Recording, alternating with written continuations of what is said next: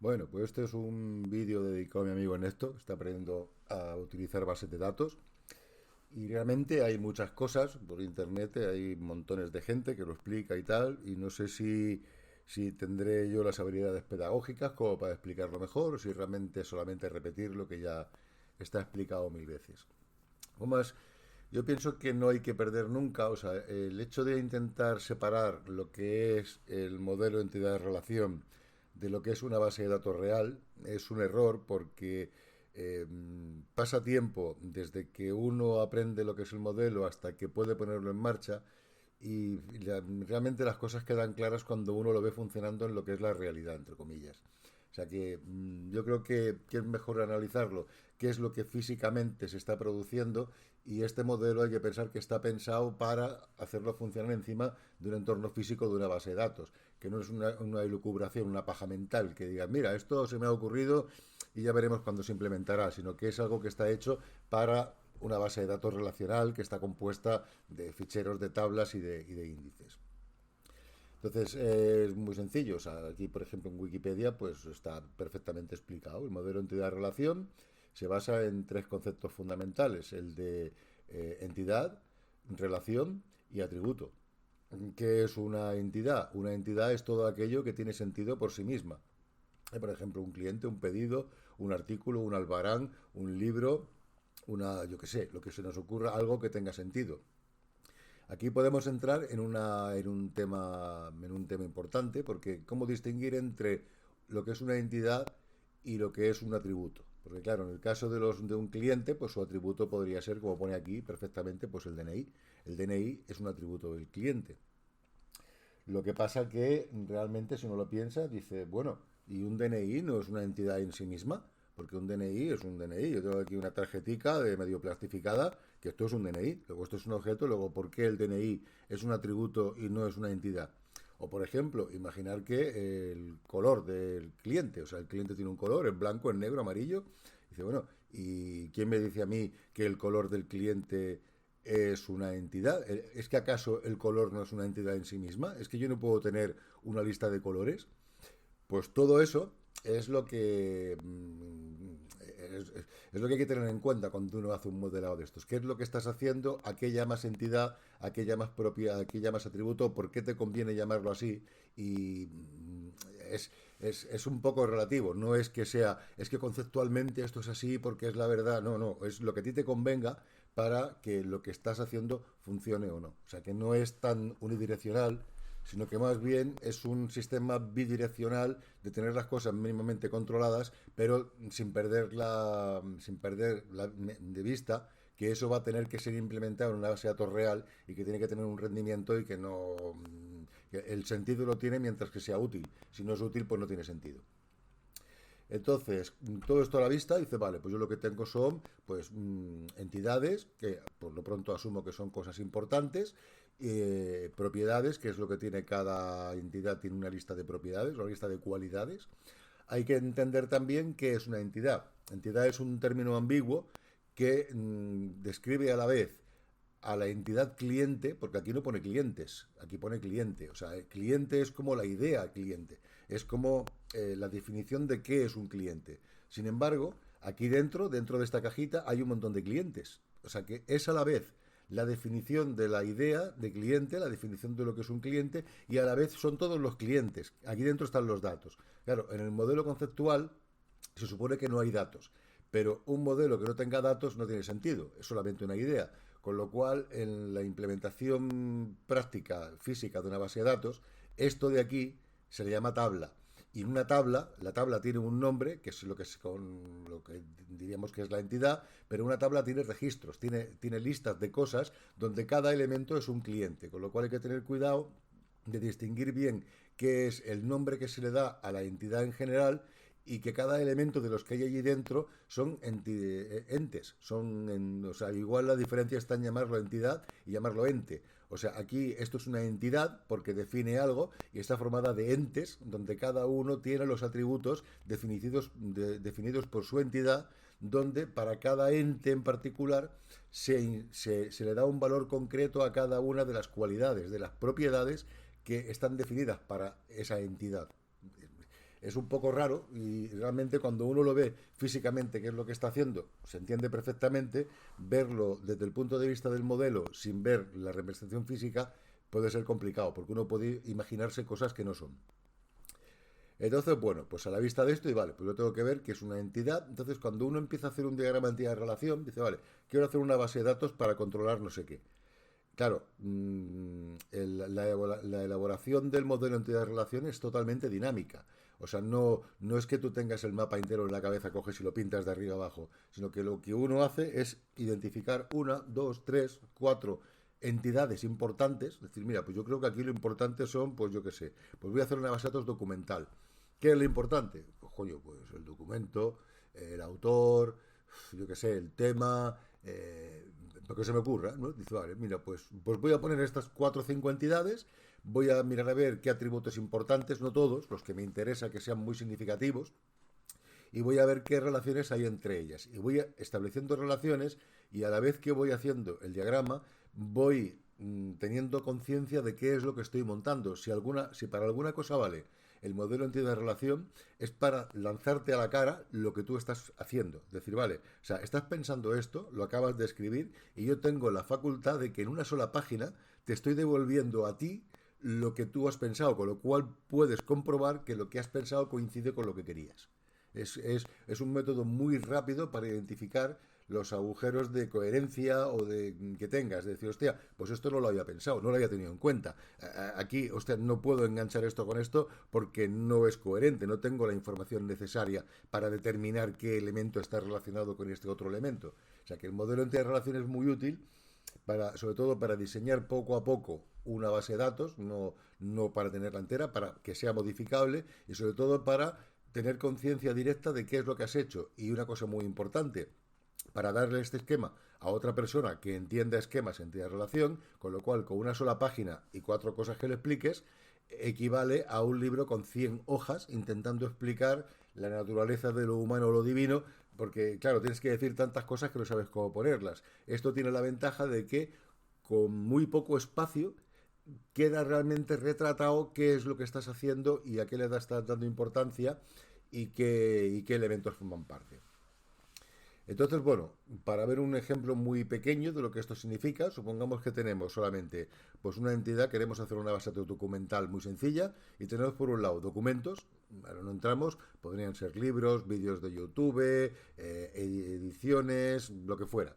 Y tenemos, por ejemplo, autores, que es lo más tal, porque dice, vale, pues voy a coger y voy a definir, por ejemplo, aquí he hecho un esquema pequeñito de lo que sería, es decir, vale, ¿qué es lo que pintaría? Dice, mira, pues lo que yo estoy pensando aquí, pues que tengo documento, el documento que se me puede ocurrir que es importante. Dice, mira, pues cosas importantes que tiene el documento, pues tiene su título, tiene el autor que lo ha hecho, tiene el año de publicación, aquí podría tener el número de páginas, yo qué sé, pues lo que me hiciera falta. Dice, mira, y para el autor que necesito, dice, mira, pues se me ocurre ahora su nombre, pero seguramente igual podría tener su nacionalidad, tendría que ser su fecha de nacimiento, yo que sé, su ideología política, lo que sea. Dice, mira, pero ahora mismo no me apetece pensar en qué atributos concretos va a tener un autor, con que tenga un atributo así importante, tener el nombre, ya tengo suficiente. Luego ya aquí completaré y meteré todo lo que yo crea que es necesario tener como cualidad de cada elemento de estos para tener más información, pero no es importante. O sea, lo importante es ver los atributos principales y cómo están enganchados entre sí. Entonces aquí viene, vale, tenemos el concepto de entidad, es algo que tiene sentido por sí misma, un documento, un autor, un atributo que es una cualidad de cada uno de los elementos. Y dice, hostia, y ahora viene la parte de la relación. Claro, lo primero que tenemos que ver es si entre dos entidades hay relación directa o si no las hay. Entonces, ¿hay relación directa entre un autor y un documento? Dice, sí, sí, porque un autor escribe documentos y dice, vale, ¿y qué cardinalidad tiene? La cardinalidad es muy importante porque tengo que determinar, y veremos por qué, porque esto depende mucho de la implementación de lo que vayamos a hacer, no es un capricho que aquí haya una, una flecha que va para acá, porque esto quiere decir que un autor ha escrito N documentos, muchos documentos, pero que un documento ha sido escrito por un solo autor. Claro, cuando tú pintas esta raya aquí, estás haciendo una afirmación muy gorda. Está haciendo una afirmación de que un documento solo puede estar escrito por un autor. Y dice, hostia, ¿en serio, tío? ¿En serio? Yo no tengo libros que ponga escrito por fulano, mengano, zutano. Y dice, hostia, sí. Y dice, pues igual la estoy cagando. Igual esto no es lo que yo quiero montar porque esto me está devolviendo que yo no puedo tener un documento escrito por varios autores. Y dice, hostia. Entonces, tenemos que pensar que esta relación seguramente igual podría ser MN. Esta relación realmente es MN, que ¿qué significa? Que un autor ha escrito N documentos y que un documento está escrito por N autores. Entonces, ¿qué es lo que pasa? Que aquí ha nacido una nueva pseudoentidad. ¿Por qué? Porque yo podría tener atributos de que no pertenecieran ni al autor ni al documento. Por ejemplo, si yo tengo un libro que tiene 3 autores, yo quiero que los autores salgan en el orden de importancia que tiene el autor, no por orden alfabético ni como los haya metido, sino que yo quiero establecer en qué orden quiero que aparezcan esos autores. Claro, el orden de aparición no es un atributo del autor, porque un autor no tiene orden de aparición, porque puede tener un orden de aparición diferente para un montón de documentos. Puede ser diferente para... Y en un documento, él tampoco puede tener el orden de aparición, porque el orden de aparición sería el orden de aparición del autor, y el documento está relacionado con el autor, pero él no tiene ese atributo. Con lo cual vemos que aquí, en una relación MN, nace la posibilidad de tener atributos propios. ¿Qué es lo que debe tener esta relación MN? Esta relación MN es como si fuera una nueva entidad. Lo que pasa es que es una entidad que se deriva de una relación que hemos encontrado MN entre 2 relaciones. Eso, en el mundo físico, se convierte en otra entidad. Lo que pasa es que sería una entidad rara. ¿Por qué? Pues porque no tiene un nombre.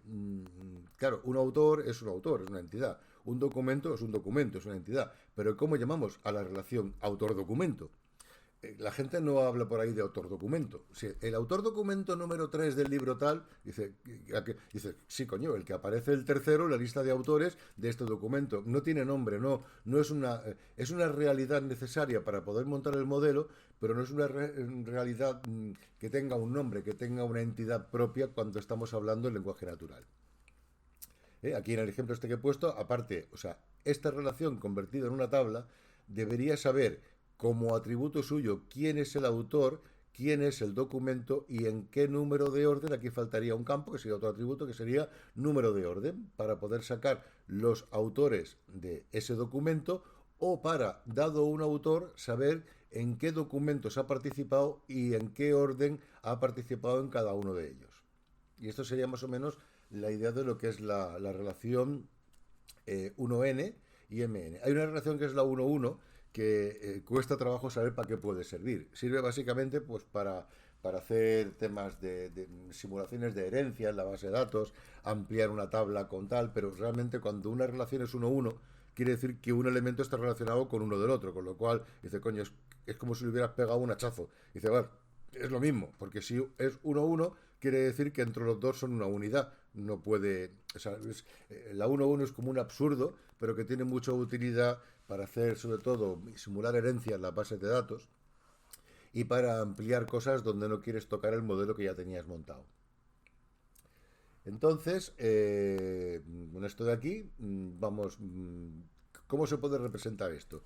Podemos ir directamente a la base de datos, a una base de datos normal, comercial, y ver cómo queda. Pero creo que es mejor ver qué significa esto en Excel, porque el Excel es una cosa que todo el mundo entiende y que es mucho más sencilla, una hoja de cálculo, y ver qué significa. Y después ver cómo esto se puede montar en una base de datos comercial. Por ejemplo, la más importante, pues SQL Server, MySQL, MariaDB, Oracle, PostgreSQL, o sea, bases de datos relacionales que son las que están hechas para funcionar bajo este modelo.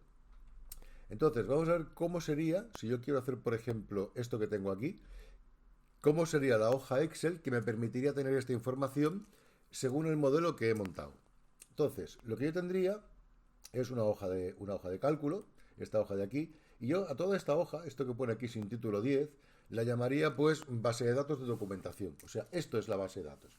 El concepto de lo que sería una base de datos asimilado a lo que es una hoja de Excel, la hoja Excel es la base de datos.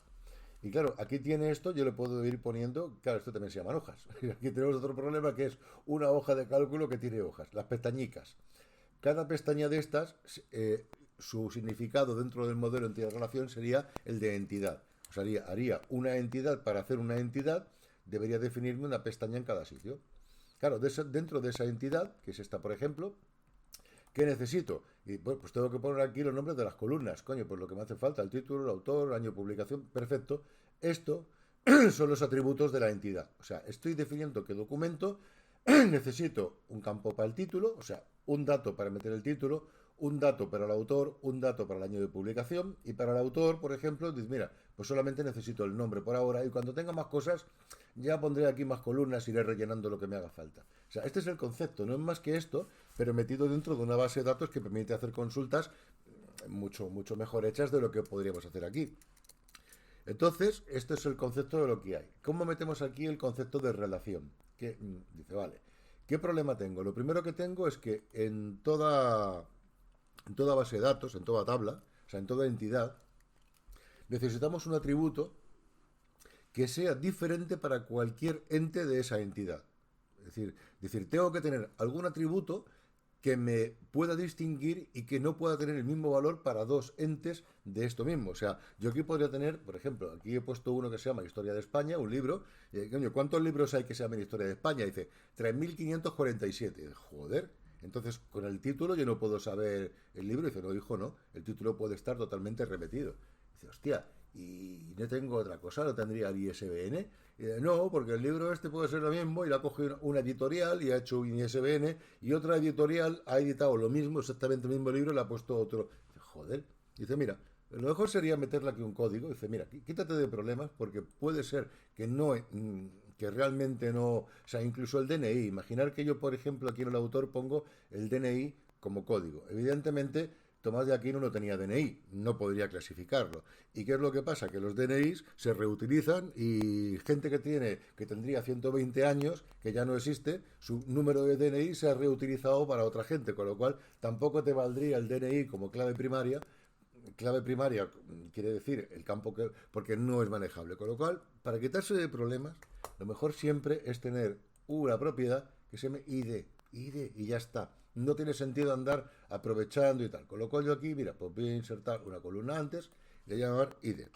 Y siempre la llamo ID. O sea, esto de aquí, siempre se llama ID porque es la forma de identificar qué atributo es el que identifica. Dice, mira, ¿qué ID le pongo? Dice, mira, pues 1, 2, 3, 4, 5, 6, 7, 8, 8, da igual, no tienen por qué ser consecutivos, y 9. Dice, vale, perfecto. Ya sé que el libro, vale, me lo voy a poner aquí esto en tal para verlo. Dice, ya sé, cada libro tiene su numérico. Es como si yo hubiera cogido, dice, mira, no me entero lo que tengo en la estantería, le voy a poner un número a cada puto libro, porque es que no me entero. O sea, vale, pues perfecto, le has puesto un numérico y lo has identificado, lo tienes allí pegado en su tapa.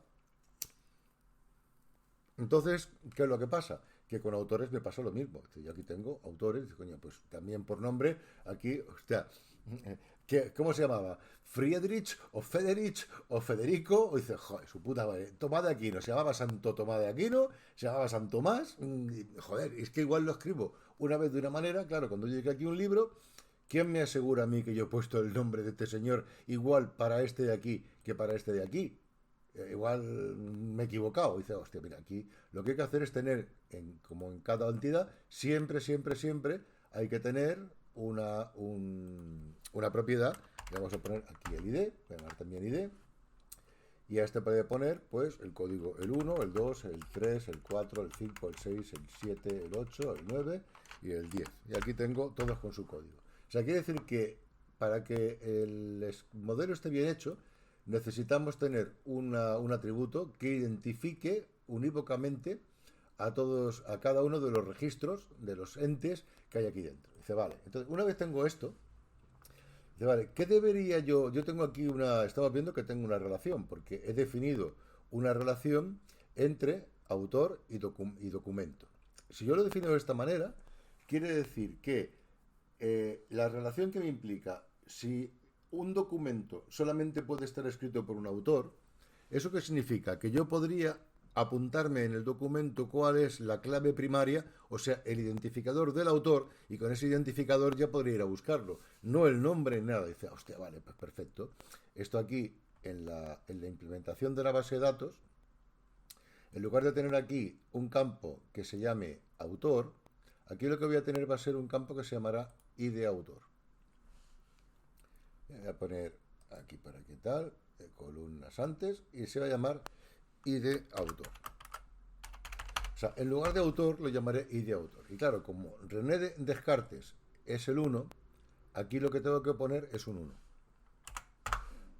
Como, voy a poner también aquí para que se vean los números centrados, es 1. Tomás de Aquino, ¿cuál es? Tomás de Aquino es el... ¿dónde lo he puesto aquí? El 3. Vale, pues aquí tiene que haber un 3. Y así sucesivamente. Buscaría todos y digo, vale, perfecto. Y este campo ya no me interesa. Este campo no me interesa porque, como tengo el número de autor, me puedo ir a la... Otra cosa es que ahora pensemos que esto es razonable o no, porque si uno lo piensa como humano, puede pensar que, dice, hostia, pero yo veo aquí un 3 y ¿qué tengo que hacer? Venir aquí, buscar el 3 y tal. Dice, tú sí, pero lo que es la base de datos lo va a hacer igual, pero lo va a hacer muy rápido, con lo cual la vas a poder ver sin ningún problema. ¿Esto qué implica? Que si yo aquí ahora cambio a René Descartes y le pongo, yo qué sé, pues le pongo René Descartes, por ejemplo, dice, mira, pues lo he puesto así porque me gusta, dice, no pasa nada, porque como yo tengo que este identificador 1, yo puedo cambiar, modificar, arreglar el nombre de este autor y el documento sigue enganchado con el autor 1.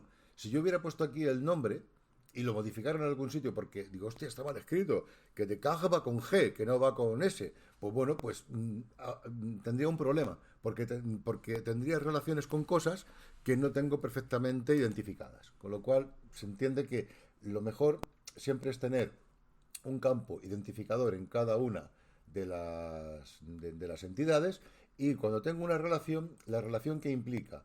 Esta relación implica que en la tabla documento, o sea, en la entidad documento, debe haber un atributo que tenga que ver con la clave primaria, o sea, con la propiedad que identifica a qué autor es. Normalmente a ese atributo se le llama siempre ID y el nombre de la entidad. Cuando uno ve ID autor, dice, vale, la clave del identificador de autor. Cuando yo veo ID documento, ID tema, ID tal, pues todos esos atributos se les llama así para poder conocerlos. Y eso se le llama clave foránea. O sea, al dato que identifica los elementos de una entidad se llama clave primaria, que esa sería la propiedad que hace de clave primaria, y una propiedad que realmente es la clave primaria de otra tabla con la que se relaciona se le llama clave foránea, la foreign key.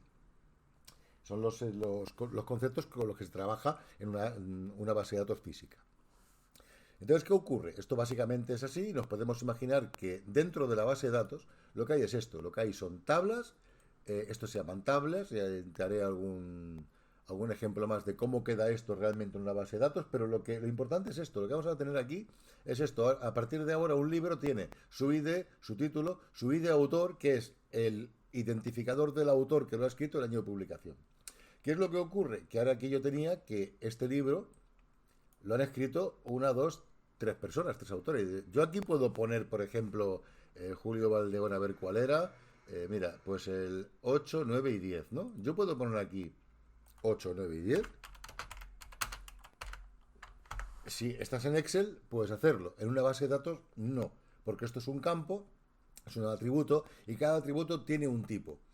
Y este tipo no es un número, es una lista de números, con lo cual yo no puedo relacionar este número con lo que tengo allí. Pero si yo pudiera hacer esto, si la base de datos físicamente me permitiera decir que un campo es una lista de elementos, lo podría hacer, pero físicamente las bases de datos relacionales no permiten hacer eso. Y dice, hostia, pues en algún sitio tendré que apuntar. ¿Qué es lo que tendría que apuntar? Que el 9 va con el 8, que el 9 va con el 9 y que el 9 va con el 10. Y dice, vale, pues ya está. No tengo más remedio que hacer eso. O sea, aquí realmente el autor no lo tengo. Y lo que sí tendría sería una tabla, otra entidad. Dice, mira, pues tengo que definirme otra entidad, insertar otra entidad, que se va a llamar, pues, autor documento. Dice, mira, no encuentro un nombre adecuado, se va a llamar autor documento. Resulta que en esta tabla lo que necesito es el ID autor, necesito el ID documento y, por ejemplo, decir el orden de aparición, dice el orden en que aparecen, esa relación que hay entre ellos. Por ejemplo, si el libro, yo tengo aquí un documento que es el discurso del método que está escrito por Descartes. Dice, vale, ¿cuál es el ID del autor? El 1. Dice, vale, pues me apunto aquí un 1. ¿Cuál es el documento que ha escrito? El 1. ¿En qué orden está? Pues en 1, es el solo. Dice, vale, vamos a ver más cosas. ¿Quién tenía yo, por ejemplo, que había escrito aquí este de aquí? Dice, mira, pues yo tenía puesto aquí que el documento 2 lo escribió el autor 3. Dice, vale, pues lo que tengo aquí es el autor 3, escribió el libro 2 y su orden de aparición es el 1.